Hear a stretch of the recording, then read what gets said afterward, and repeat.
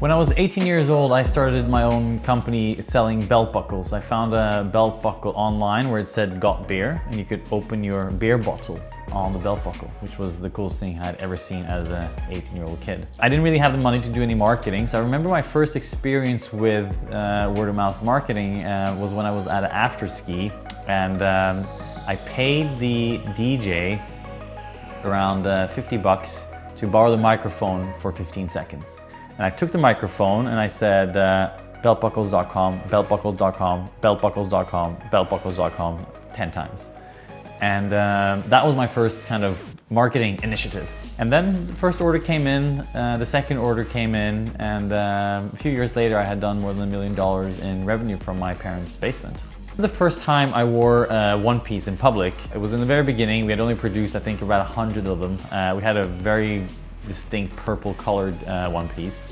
My girlfriend at the time had actually just broken up with me and I wanted some attention going out to town with the boys. So, you know, most people here in Oslo, they wear a nice shirt and a suit jacket when they go out to town.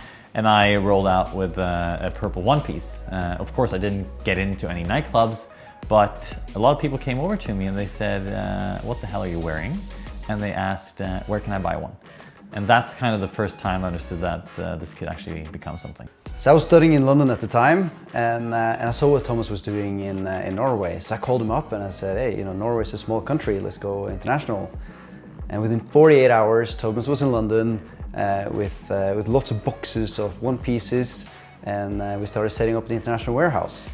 We didn't have any money to spend on advertising back then, but what we had was loads of products. So we traveled around to universities and parties and found the coolest kids and recruited them as ambassadors.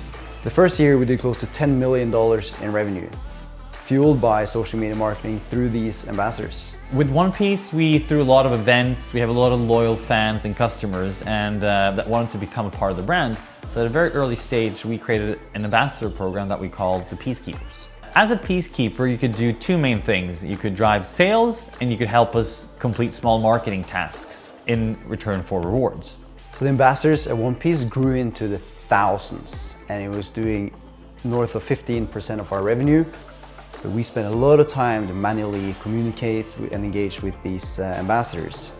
So we built a system where we could, where the ambassadors themselves could log in, create their own codes to share and earn commission on the sales that they generated. They could withdraw their cash automatically and do little missions like marketing tasks that we created for them, where we can get them to do anything from posting on social media to come to one of our parties and so on. First year when we launched the Peacekeeper program, the Ambassador program, we set a goal and we said that if they reach a combined revenue of $1 million, we would bring the top 10 ambassadors on a yacht trip in the Caribbean. And we never thought that we would ever reach that, but 6 months into the program, our ambassadors had reached $1 million and we were able to bring 10 of our top ambassadors on a fantastic yacht trip in the Caribbean. And that's a little bit what, you know, ambassador marketing is all about. It's creating a bit of a universe around the brand and also allowing your most loyal fans, your most valuable customers to step into the brand and become a part of the brand. So we opened a store in New York for the holiday season in 2014. The rent for this store was extremely high, so we knew that we needed to make a marketing splash to actually get our money worth. So we decided to say that anyone who came to the store the first 2 days would get $1 in store credit per 1,000 followers that they had on social media if they signed up to our Peacekeeper Ambassador program. The morning of the opening, there was a line around the block and there was, you know, thousands of people who came into the store and actually was able to, some of them, you know, got also free products. We had actually capped the maximum followers at 500,000, so you could maximum get $500 in store credit.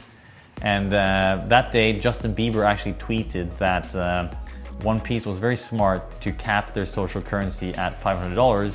If not, I would have gotten $56,000 or something in store credits. So after the store opening, a lot of news outlets wrote about Onepiece, the Peacekeeper system, and this pop-up shop in Broadway in New York.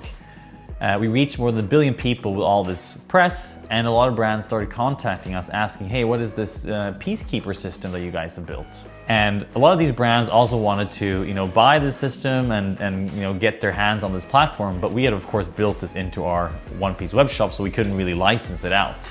And that's when my co-founder Ollie and I decided to start a new company called Brandbassador, where we basically took all our learnings from the Peacekeeper Ambassador program in Onepiece and create a new platform that all brands could use, and enabling customers all around the world to work with and engage with their favorite brands. As an example on how powerful ambassador marketing can be, one of my goals was to get Onepiece into Selfridges, one of the best luxury department stores in the world. So I came there, 20 years old, knocking on Selfridges door, hey, buy my onesies. And they're like, nah. So I turned to my ambassadors and I said, hey guys, help me out. Go to Selfridges, ask about Onepiece. As a proof, submit a selfie. And over the course of a week, we had hundreds of people go into Selfridges asking for Onepiece, and it ended up with Selfridges calling me.